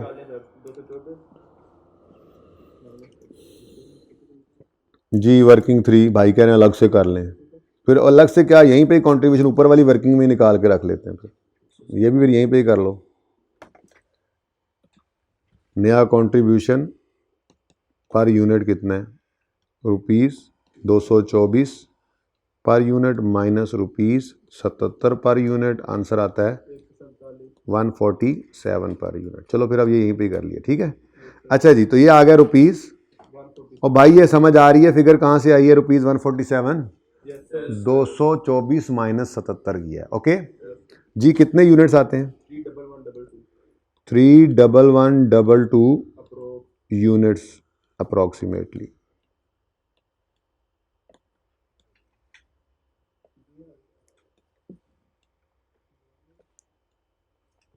आप ये बेशक घर पे चेक कर लीजिएगा, फिर राउंडिंग का डिफरेंस होगा भाई थोड़ा माजरत के साथ, ठीक है। हाँ अगर आप ये यूनिट्स बेचोगे तो आप 12 लाख का प्रॉफिट अगले साल भी कमा सकते हो। हालांकि चीज़ें चेंज हुई हैं, सेल बढ़ी, वेरिएबल कॉस्ट बढ़ी, फिक्स कॉस्ट बढ़ी, लेकिन आप अगर इन यूनिट्स पर रहोगे तो आप 12 लाख का प्रॉफिट कमा लोगे इंशाल्लाह। ठीक है। अच्छा जी, उसके बाद और भी कुछ है? अभी भी कुछ है? ओह, break even sale volume units for next year. चलो जी, ब्रेक इवन बताओ जी। एफ है जी, ब्रेक इवन सेल यूनिट्स निकालो। ये सिर्फ रिवीजन है आप लोगों की, सिर्फ रिवीजन, ये फ्यूचर की, नेक्स्ट, ठीक है ना। ये ब्रेक इवन सेल वॉल्यूम है नेक्स्ट ईयर, यहाँ पे नेक्स्ट ईयर लिखूँ जी। टोटल फिक्स कॉस्ट अब नई वाली लो, 33,75,000 रुपये, और कंट्रीब्यूशन पर यूनिट भी नए वाला लो, 147 पर यूनिट। तो break even sales next year कितनी? 60 ही कर लें अप्रॉक्सीमेटली। नहीं बनता तो ना करो, 59 ही रखो। हाँ तो फिर ना करो, सही कह रहा है ना, हर बार गलत थोड़ी होता है बेचारा, उन्होंने आगे लगा लिया इसको। ये अप्रूव नहीं है, अप्रॉक्स है। तुम क्या पीटीए अप्रूव समझ रहे थे? जैसे तुम लोगों के दिमाग में बंदों के मामले में यही पीटीए और नॉन पीटीए। आखिरी क्या है जी? आखिरी कहता है, आखिरी में कहता है, कितने गया आखिरी? Sale volume units required in next year to achieve PAT of 15 lakh, tax rate is 25%। हाँ तो बस ये 15 लाख ऐड कर देंगे। हाँ नहीं, हमें डिजायर्ड पीबीटी ऐड करना होता है जी। तो जी आ गया, जी जी जी, कौन सा जी? Sale units to earn desired profit. अब इसमें फिक्स कॉस्ट तो आ गई ₹33,75,000, और प्लस करना है इसमें डिजायर्ड प्रॉफिट, वो मुझे नहीं पता। डिवाइड तो हम करेंगे ₹147 पर यूनिट से ही। तो वर्किंग नंबर 3 पे पहुंच गया काम, वर्किंग 3 जी। बेटा हमें पीबीटी चाहिए, ये 15 लाख जो है, ये 15 लाख पैट है, और ओ भाई सुन लेना यार, ये 15 लाख प्रॉफिट आफ्टर टैक्स है, यानी इसमें से टैक्स निकल चुका है। और टैक्स कितने परसेंट है जी? टैक्स सवाल ने बताया 25% है, तो इसका मतलब ये 75 हो चुका है, ये 75 है। इसका 100 कितना बनता है? 2 लाख, 20 लाख। तो ये हमारा डिजायर्ड प्रॉफिट आ गया ₹20 लाख। ठीक है जी। तो अगर आपने 20 लाख का प्रॉफिट बिफोर टैक्स कमाना है तो आपको यूनिट्स बेचने पड़ेंगे कितने? 36,565 यूनिट्स अप्रॉक्सीमेटली है ये भी। ये असल में रात को है बस, सब किताबों के अंदर सवाल बड़े एग्जैक्ट फिगर दे रहे, वो भी नहीं दे रहे होते वैसे कभी कभी, तो ऐसी बात नहीं है, अप्रॉक्सीमेटली आती है। 1-2 फिगर ही बंदा सीधी कर सकता है, उसके बाद फिर आगे कौन किधर को गया वो नहीं पता लगता। जैसे मैंने सेल की फिगर ज़रा राउंड कर ली, जैसे ये टैक्स वाली फिगर ज़रा राउंड कर ली कि परसेंटेज लगाएं तो राउंड सी फिगर आए, वरना बाकी चीज़ें कहाँ काबू रहती हैं, फिर 2-4 चीज़ें ही होती हैं। लें जी, ये जी आपका सिंगल प्रोडक्ट ब्रेक इवन जो है ये रिवाइज हो गया, अल्हम्दुलिल्लाह सुम्मा अल्हम्दुलिल्लाह। उसके बाद मल्टी प्रोडक्ट ब्रेक इवन को रिवाइज करते हैं और फिर करंट अटेम्प्ट का सवाल करना है। कितनी देर की होगी भाई रिकॉर्डिंग? ओह मेरे ख्याल में तो हम आराम से सवाल भी फड़का देंगे और 1.25 घंटे के 1 घंटे 20 मिनट तक, कोई इतनी देर नहीं। ठीक है, तो अब आते हैं जी हम, ये हो गया सिंगल प्रोडक्ट, अब आगे हम मल्टी प्रोडक्ट। अब मैं कंपैरिजन में चलाने की ज़रूरत नहीं है, अब मैं इनको रखूँगा आपके सामने। ठीक है, मल्टी प्रोडक्ट सीवीपी एनालिसिस में भी उसी तरह से ब्रेक इवन सेल यूनिट्स या रेवेन्यू मांग लेता है, सेल यूनिट्स या sale revenue to earn desired profit मांग लेता है, मार्जिन ऑफ सेफ्टी या मार्जिन ऑफ सेफ्टी रेशियो मांग लेता है। Selling price per unit normally इधर नहीं आती, ठीक है। अब इसके अंदर आपसे वो कंबाइंड भी ना निकलवा सकता है, बल्कि भी निकलवा क्या सकता है, मल्टी प्रोडक्ट ब्रेक इवन के अंदर कंबाइंड तो निकलना ही निकलना है। अगर वो कहे कि फिर उसको आप प्रोडक्ट वाइज में ब्रेक करें तो फिर तब ब्रेक करना होता है। इसके अंदर हमने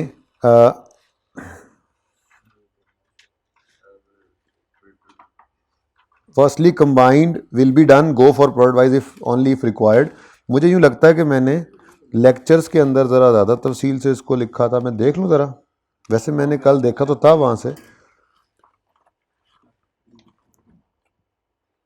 ये यहीं से कॉपी किया हुआ है शाह, यहीं से किया और कुछ एडिशन है। ठीक है ठीक है ठीक है, आन दो जी बेटा। अब मल्टी प्रोडक्ट सीवीवी एनालिसिस अगर करना है, रिक्वायरमेंट वही हो सकती है, वो कह देगा ब्रेक इवन सेल यूनिट्स बताओ या ब्रेक इवन सेल रेवेन्यू बताओ। नहीं बोलेगा प्रोडक्ट वाइज तो सारी प्रोडक्ट्स, इसकी निशानी क्या होगी, सवाल के अंदर एक से ज़्यादा प्रोडक्ट्स नजर आ रही हैं, ठीक है। तो वो यही वाली रिक्वायरमेंट्स मांग लेगा, बस सेलिंग प्राइस पर यूनिट वाली रिक्वायरमेंट नॉर्मली इसमें नहीं होती, ठीक है। तो बहरहाल हमने कंबाइंड को ही पहले निकालना है। इन एनी केस कंबाइंड तो निकलेगा ही निकलेगा, अगर वो फिर पर यूनिट में सीवीपी करवाए, प्रोडक्ट वाइज करवाए, तो फिर अगले स्टेप पे जाएंगे, ठीक है। तो ये हम 4 स्टेप्स के अंदर करते थे, जिसमें सबसे पहला स्टेप सेम होता था दोनों सूरतों के अंदर।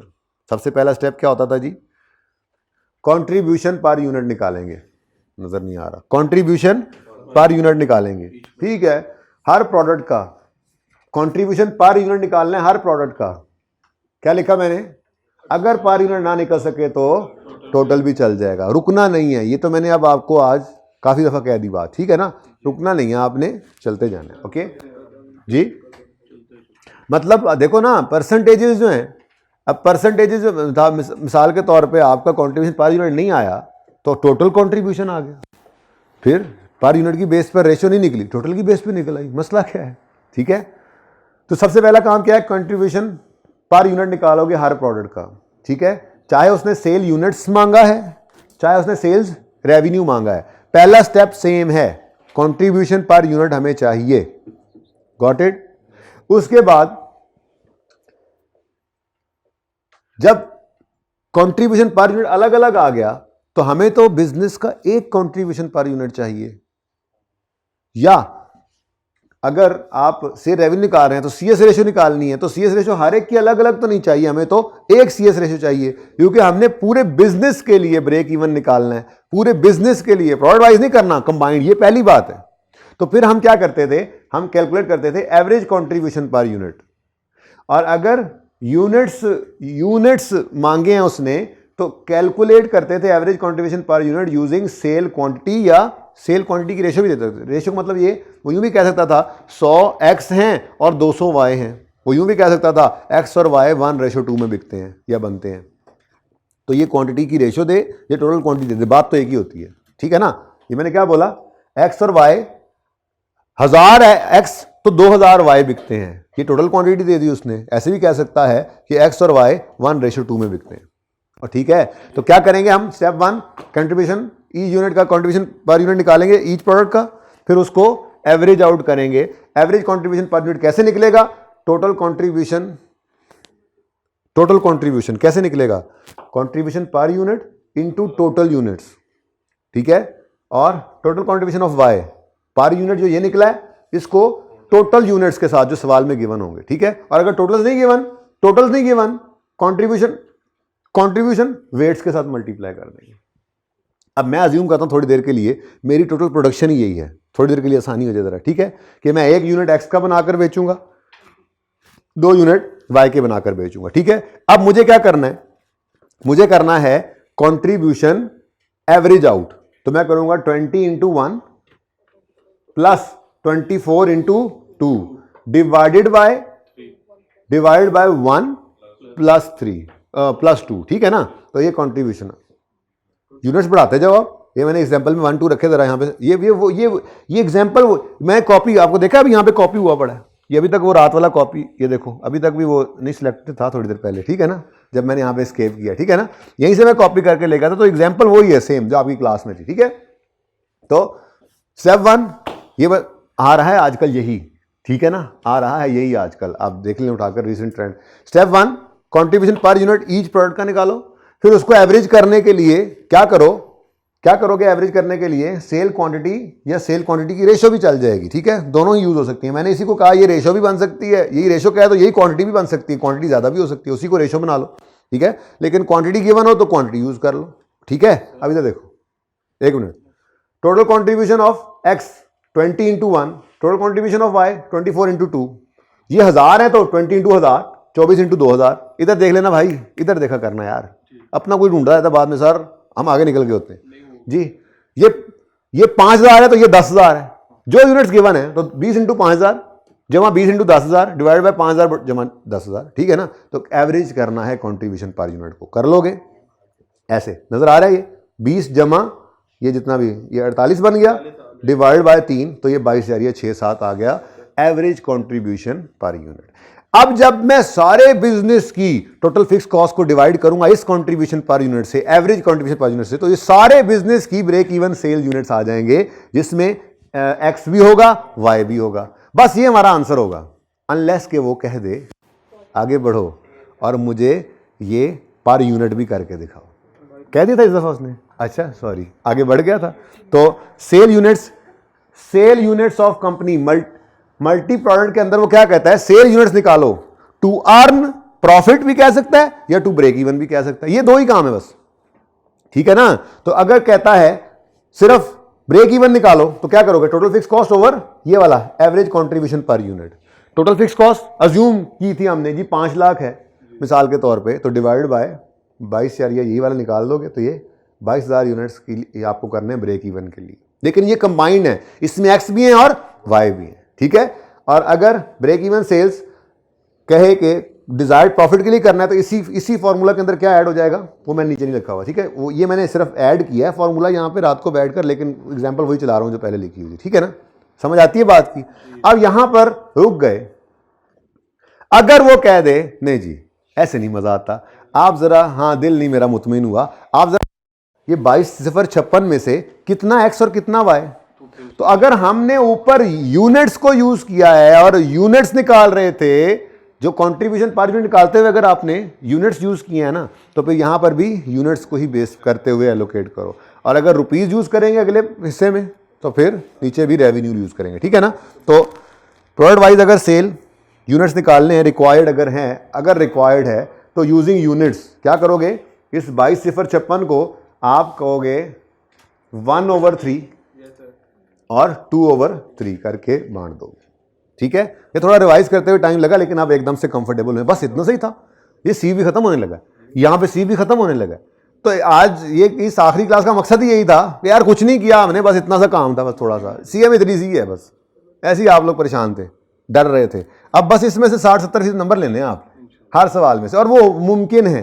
मैं आपके सामने सवाल करता हूँ, 5 पेपर का सवाल करते हैं, जब टॉपिक जो भी रिवाइज हो जाता है मैं वही सवाल पकड़ लेता हूँ, वो हम अपने तरतीब से करते हैं। अभी तक तो सारे हो रहे हैं, एक आध का नहीं भी होगा तो बरकत के लिए ऐसा होना भी चाहिए, 1.5 महीना दुआ भी तो मांगनी है, या अल्लाह पास कर दे। रमजान भी आ रहा है तो ठीक है, तो बाबरकत अटेम्प्ट है, पेपर दे के आओगे, आगे रोजे होंगे, हैं अल्लाह से मांगना। तो खैर हो सकता है सवाल 70% आराम से सही जी, समझ आती है बात। अगर उसने मल्टी प्रोडक्ट ब्रेक इवन दिया और यूनिट्स मांग लिए, वो अगली बात पता है आपको, ब्रेक इवन के लिए या डिजायर प्रॉफिट के लिए सिर्फ प्लस करना होता है ऊपर हमने उसको, ठीक है ना। अगर उसने यूनिट्स मांगे हैं तो आपने सबसे पहला स्टेप क्या करना है, कंट्रीब्यूशन पर यूनिट हर प्रोडक्ट का निकालना है, फिर उस पर यूनिट कंट्रीब्यूशन प्रोडक्ट वाइज को कंबाइंड कर लेना है, क्योंकि टोटल फिक्स कॉस्ट बिजनेस सारे की दी हुआ करेगी सवालों में। अब इससे पूरे बिजनेस के ब्रेक इवन यूनिट्स निकलेंगे, या जो दूसरे यूनिट्स मांगेंगे, यूनिट्स से निकलेंगे, पूरे बिजनेस के निकलेंगे। अब अगर वो आगे जाए तो आप उन्हीं यूनिट्स की या वेट्स की बेस के ऊपर इसको आपने जब वो एलोकेट भी कर रहे हैं बांट भी देना है, ठीक है।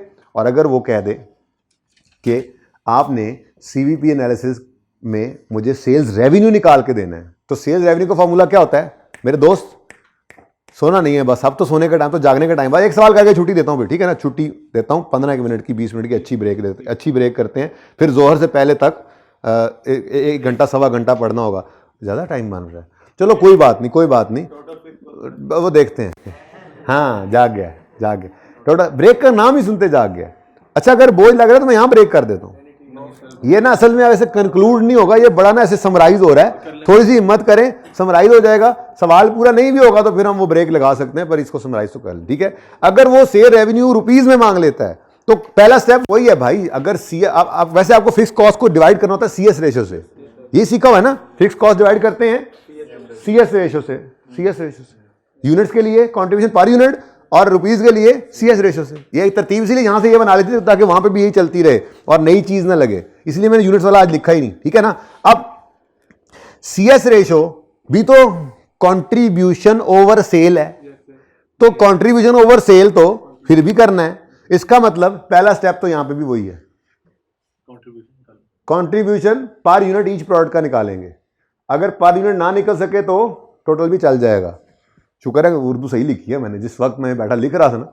अच्छा अब ये निकल आने के बाद आपने इस कंट्रीब्यूशन को एवरेज नहीं करना, बल्कि सीएस रेशियो एवरेज करनी है।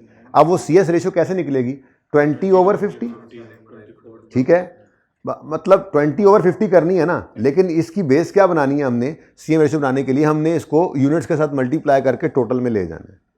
हम टोटल में कंट्रीब्यूशन को भी टोटल में ले जाएंगे ना, ठीक है, और उसको जब डिवाइड करेंगे टोटल सेल से तो वो सीएस रेशियो निकल आएगी। बात तो वही है, लेकिन करना ऐसे ही है, ठीक है जी। क्योंकि वेट्स भी है ना भाई, ये बेसिकली हम वेटेड एवरेज कर रहे होते हैं।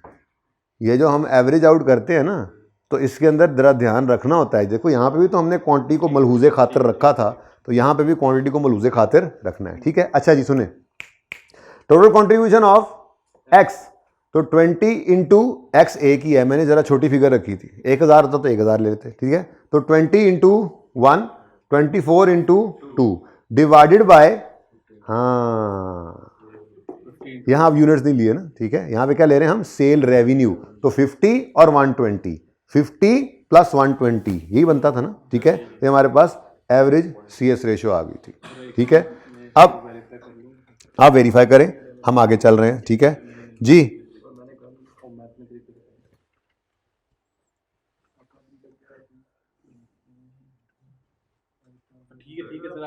अच्छा अब जी sale revenue of company combined निकलेगा, उसी तरह से टोटल फिक्स कॉस्ट ओवर ये वाली सीएस रेशियो आ जाएगी, ठीक है।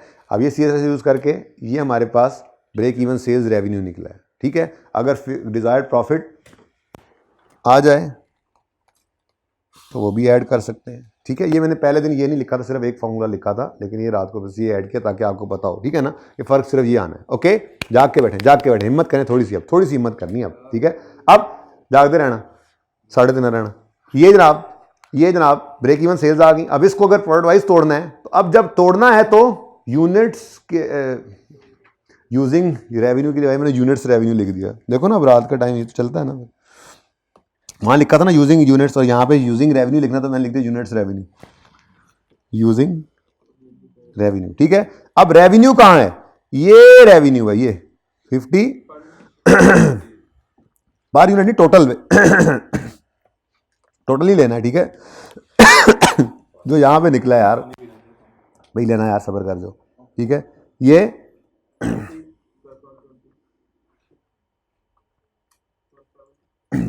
170 टोटल, ठीक है ना।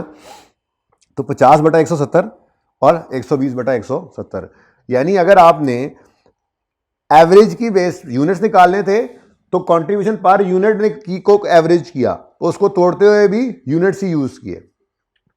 जब आप सीएस आप रुपीस निकालने चले, रेवेन्यू निकालने चले, तो आपने सीएस रेशियो यूज की, ठीक है। एवरेज आउट करते हुए भी आपने टोटल सेल रेवेन्यू लिया, तो वापस करते हुए भी आपने टोटल सेल रेवेन्यू ही लेना है, ठीक है।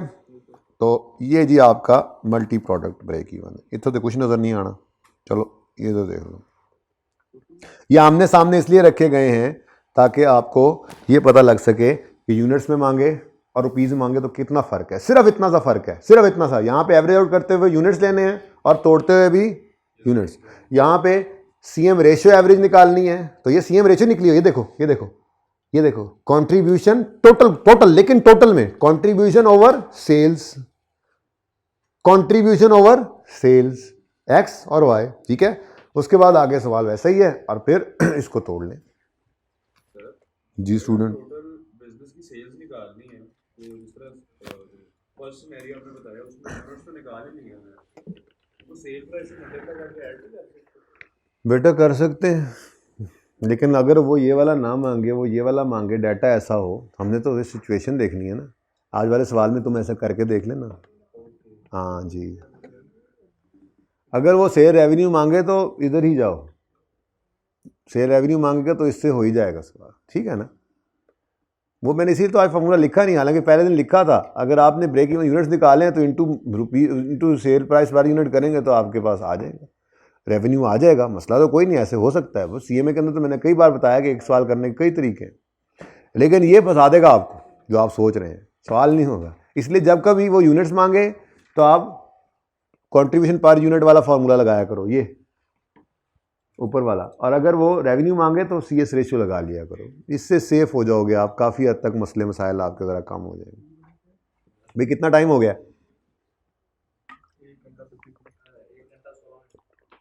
ठीक है, अब इसको यहाँ पर हम लगाते हैं ब्रेक, और आपने इसके बाद अभी हमें रीसेंट टाइम का सवाल करना है, इसका पार्ट क्लोज करें। हैं, एक मिनट क्या 5 मिनट में तो नहीं होता, तो अगला टॉपिक फिर साथ ही आगे शुरू कर देंगे ना। ज़रा इधर 1.25 घंटे से ऊपर ना जाए, बच्चों ने ऑनलाइन वाले ने ब्रेक करनी, चाय शाय पानी शानी उठ के पीना है, ठीक है। कर दें जी ब्रेक इसको यहाँ, और भेजें इनको ऑनलाइन।